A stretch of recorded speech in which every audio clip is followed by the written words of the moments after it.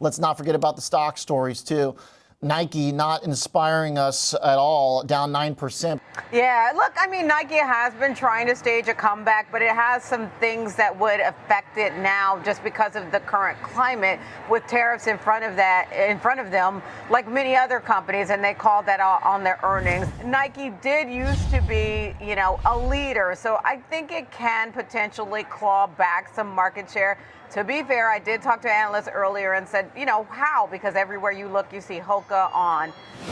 Well, I'll give Elliott Hill some time, but here's the thing. They did issue a warning. Sales are going to drop this quarter. They're blaming weakening consumer sentiment, the impact of tariffs, and then this turnaround they put in place is just not essentially going as fast as expected. So you're seeing shares down about 8%. Adjusted EPS did beat in their most recent quarter. They also actually beat on revenue in the most recent quarter. But again, they're expecting some pressure in the quarter ahead. They're expecting gross margin to fall between 4 and 5 percentage points. They're trying to get rid of that excess inventory. In this most recent quarter, though, they did also post a decline, although sales beat expectations. You had some weakness in China. Now, one thing Nike has been doing is working to reduce its exposure in China, so they have made some progress on that. They'll need to continue to make some progress on that front as well. Yeah. I remember when they got the Olympic deal or whatever, right? Everybody was talking about that. And at the time, that kind of like, to me, just really sort of signified kind of what this company is and what I imagine maybe is going on, like in the old leadership, perhaps. And again, to your point, perhaps the new CEO is going to make some changes here. But the market is basically saying that they didn't hear anything encouraging at this point, because this is a pretty big sell-off. But when they got that Olympic contract, to me, that was kind of like, that's probably how they envisioned themselves. Oh, we're Nike, We got the contract. Everybody knows us. We're the worldwide representative of like sports apparel. But the thing is that the marginal incremental buyer, the demographic you want, which is sub 40, sub 45, that kind of sweet spot, is not interested. So no, they're not. But they're going to have to. I mean, they're going to have to look. And I don't have a dog in the fight here. But they'll have to lean into kind of their old personality, the things that made them nimble, and they have to operate thinking like a startup. What's going to be the next big thing that will essentially kind of put us back on the map, and everybody wants that shoe, and then you'll see those lines again that they used to have where you'd be like, what are you in line for? And it's the latest drop. All right, let's talk FedEx. I know that they've got their own issues too, because this is a pretty big sell-off, down 11%.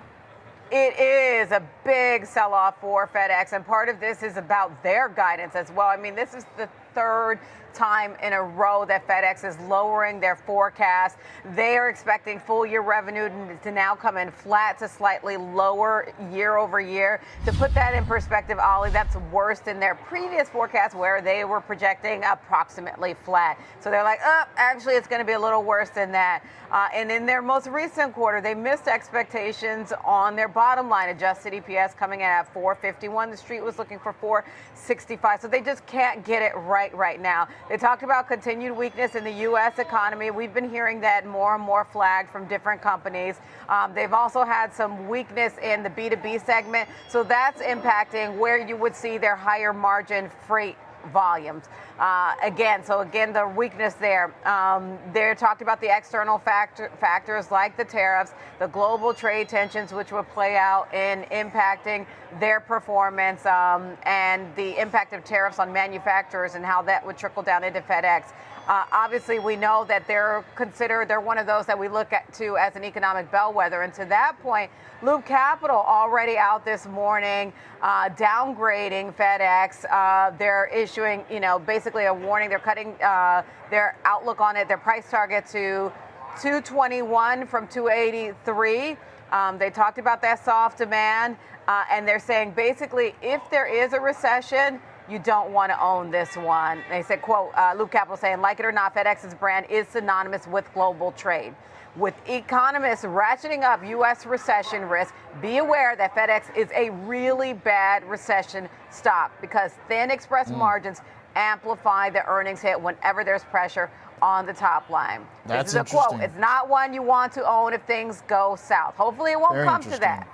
And this is a quote. Hopefully it won't come to that. So, I don't think anybody hopes for that. And we know the R word comes around every now and then, and no one hopes for that. But essentially, they're saying this is, we're out on this one now. Yeah, wow. Really interesting note from that analyst and commentary, particularly on the recession side. Good details there. Hey, Lennar's down 5%, kind of more the same as far as housing goes, though. I don't think this one's particularly new. Yeah, it is. I mean, it's just about the weakness in home builders. Even though Lennar did beat expectations, adjusted EPS $2.14 a share, revenue $7.63 billion, that beat expectations. In terms of their guidance for the second quarter, they're guiding for new orders in a range of 22,500 to 23,500 deliveries. They're projecting to come in a range between 19,500 to 20,500. So the other issue with Lennar is some of those disappointing margins. We know they've had to, support some of the weakness that we're seeing in housing demand, offering buyer incentives. So that obviously affects their margins. Okay. Thanks very much, Diane King Hall. Good updates on a few interesting stocks there. Lennar, big macro themes for the housing. FedEx, maybe some economic connections, arguably, with that analyst commentary, and then Nike kind of out in a world of issue of its own.